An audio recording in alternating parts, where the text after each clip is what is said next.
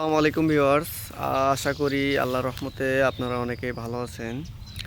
আজকে আমি আসছি যমুনা নদীর তীরে, আমাদের ধনুটে যমুনা নদীর তীরে একটা ধ্বংসস্তূপ বলতে তালুকদার বাড়ি 1937 সালে গড়া এই বাড়ির ধ্বংসাবশেষ দেখাতে আসছি আপনাদের।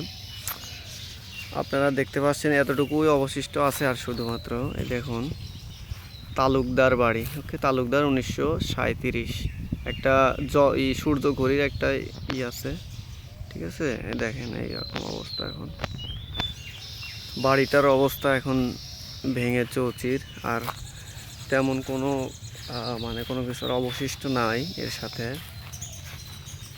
দেখেন এইটুকুই শুধু অবশিষ্ট আছে, এইটুকু।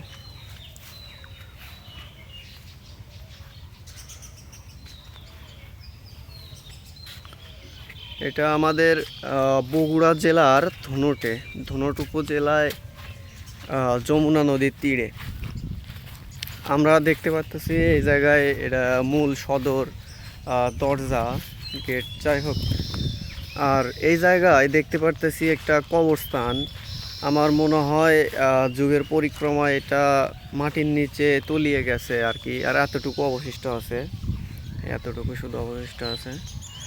আর আমরা সামনে দেখতে পাই ওই পাশে ওই পাশে একটা শুধু কবর আছে, কবর, এটাই কবরটা আছে, আর কিচ্ছু নাই, আর কিচ্ছু বাকি নাই এই জায়গায়।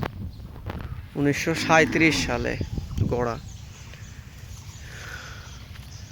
আসলে এইসব ঐতিহাসিক জায়গাগুলা আমাদের উচিত সংরক্ষণ করা, কিন্তু রক্ষণাবেক্ষণের অভাবে এইগুলা সব আজ বিলীনের পথে। দেখেন এই জায়গায় একটা কবর, এটা কি লেখা, আসসালামু আলাইকুম আহলাল কবর। একদিন সবাইকে আমাদের কবরে যেতে হবে। এই তালুকদার বাড়ির হয়তো অনেক জৌলস ছিল বা অনেক ক্ষমতা প্রতিবর্তী ছিল, কিন্তু আজকে দেখেন মাটির সাথে মিশে গেছে। কেউ হয়তো জানেই না এদের ইতিহাস।